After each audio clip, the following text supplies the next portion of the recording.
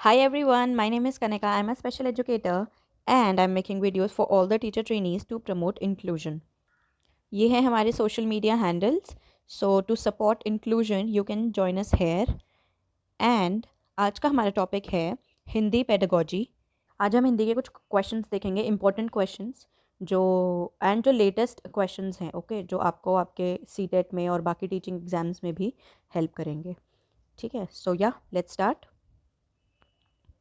Our first question is, पहला प्रश्न है, प्राथमिक स्तर पर हिंदी भाषा शिक्षण करते समय आप किस बिंदु पर सर्वाधिक बल देंगे?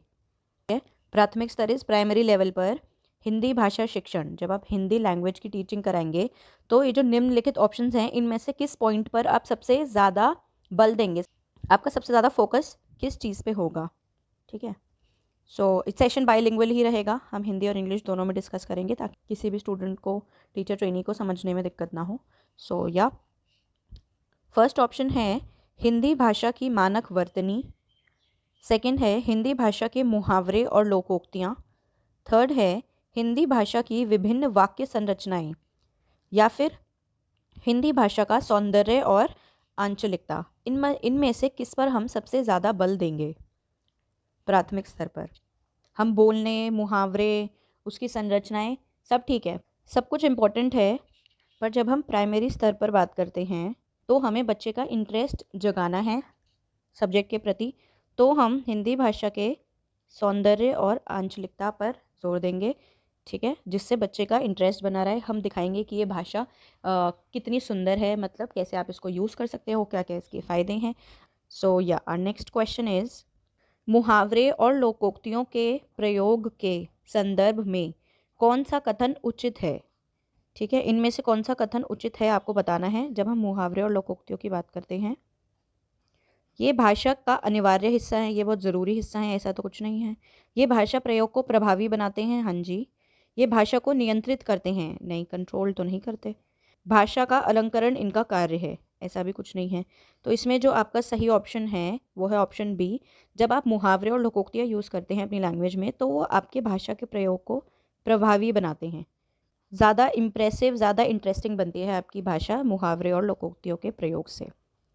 सो नेक्स्ट क्वेश्चन, अंतर्निहित भाषा क्षमता का संदर्भ किसके साथ है? चॉम्स्की, पियाजे, स्किनर और Vygotsky.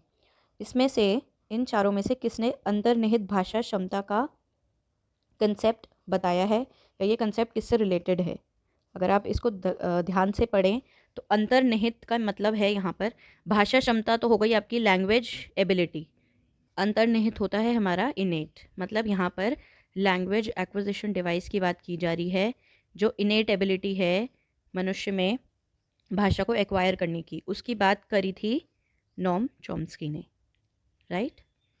So our next question is, उच्च प्राथमिक स्तर पर विभिन्न उद्देश्यों के लिए किए जाने वाले लेखन कार्यों में सबसे महत्वपूर्ण है. उच्च प्राथमिक स्तर की बात हो रही है यहाँ पे, अपर प्राइमरी लेवल पर जो बहुत सारे उद्देश्य हैं उनमें से लेखन कार्यों में किए जाने वाले सबसे महत्वपूर्ण उद्देश्य इनमें से क्या हो सकता है? जल संरचना का विज्ञापन बनाना, मतलब आपने बच्चे को एक टॉपिक दे दिया और उसके ऊपर विज्ञापन बनाओ, तो ये सबसे इंपॉर्टेंट तो नहीं हो सकता. आपदा प्रबंधन पर स्लोगन लिखना नहीं हो सकता. अधूरी कहानी का अंत करना नहीं हो सकता. ठीक है, ये क्यों नहीं हो सकते? क्योंकि इसमें बच्चा जो है बंधा हुआ है. आपने एक टॉपिक दे दिया और बच्चा उसी के बारे में लिखेगा. पर यहाँ पर डायरी लिखना ये सबसे ज़्यादा महत्वपूर्ण होगा, क्योंकि यहाँ पे बच्चा खुल के अपनी बात लिख पाएगा. ये एक ओपन एंडेड क्वेश्चन की तरह है. ठीक है, डायरी लिखना जो है एक ओपन एंडेड टास्क है, आप कहीं से भी शुरू करके कहीं भी लिख सकते हैं. तो ये यहाँ पे सबसे महत्वपूर्ण प्रूव होगा. सीखना किसी स्थिति के प्रति डैश को दर्शाता है. अभिक्रिया, सक्रिय प्रतिक्रिया, प्रतिक्रिया या उपर्युक्त कोई भी नहीं. आपने सीखा है तो सीखना जो है वो हमेशा ही एक पॉजिटिव चीज़ है. चाहे आप अच्छे एक्सपीरियंस से सीखें, चाहे आप बुरे एक्सपीरियंस से सीखें, आप अपने एक्सपीरियंस से सीखें या आप दूसरों के एक्सपीरियंस से सीखें, अगर आप सीख रहे हैं तो वो हमेशा एक सक्रिय प्रतिक्रिया है. मतलब एक पॉजिटिव रिएक्शन आपने दिया है उस सिचुएशन के रिस्पॉन्स में कि आपने कुछ उससे सीखा है, तो ये एक सक्रिय प्रतिक्रिया है. ओके, अगला प्रश्न है, बच्चा अपनी भाषा के दौरान 2 प्रकार की बोली बोलता है। यह कथन किसका है? ऐसे स्टेटमेंट वाले क्वेश्चंस बहुत आ जाते हैं। ठीक है, तो कुछ ये क्वेश्चन हैं जो इम्पॉर्टेंट हैं, रिपीटेड हैं। ठीक है, तो हम थोड़े बहुत तो मेमोराइज़ कर ही सकते हैं, अगर सारे भी नहीं तो। तो ये जो कथन है कि बच्चा अपनी भाषा के दौरान 2 प्रकार की बोली बोलता है, यह कथन किसका है? चॉम्स्की, पियाजे, वाइगोत्स्की और पावलोव में से ये कथन है वाइगोत्स्की का। ओके, सो हमारा अगला प्रश्न है, भाषा सीखने के क्रम में, एक ऑर्डर में हम लैंग्वेज सीखते हैं, उसमें से सर्वप्रथम सबसे पहले कौन सी अभिव्यक्ति का विकास होता है, ये आपको बताना है। सांकेतिक, मौखिक, लिखित या शिक्षण? तो जब हम लैंग्वेज सीखते हैं तो हमारी मौखिक अभिव्यक्ति का विकास सबसे पहले होता है, LSRW। सो अगला क्वेश्चन है, भाषा अर्जन में छात्र डैश नहीं करता। इसमें से क्या कार्य है जो भाषा अर्जन के दौरान छात्र नहीं करता? अभ्यास, शब्दों की पुनरावृत्ति, अनुकरण या फिर व्याकरण के नियमों का निर्माण।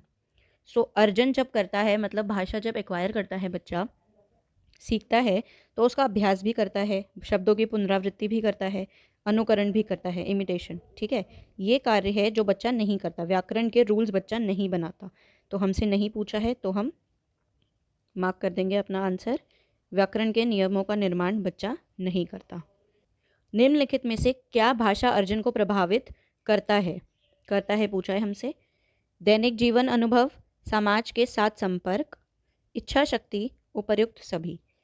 दैनिक जीवन अनुभव आपका जो डेली लाइफ एक्सपीरियंसेस होते हैं, ठीक है, समाज के साथ जो आपकी सोसाइटी के साथ संपर्क है, इच्छा शक्ति, ये सब कुछ आपकी भाषा के अर्जन को प्रभावित करता है। तो हमारा आंसर हो जाएगा उपरोक्त सभी। सो आज का लास्ट क्वेश्चन है, 50,000 शब्द बालक किस आयु सीमा तक सीख जाता है? 4 से 6 वर्ष, 6 से 8 वर्ष, 9 से 11 वर्ष या फिर 12 से 15 वर्ष? किस आयु सीमा तक बच्चा 50,000 शब्द बोलना सीख जाता है? तो ये हम पढ़ चुके हैं।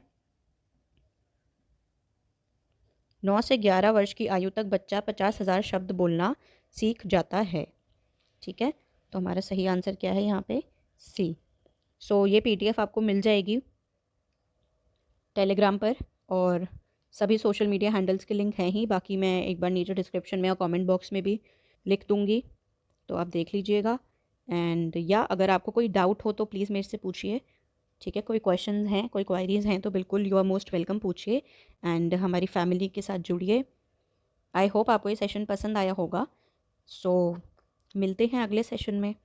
ध्यान रखिए अपना और अपने परिवार का।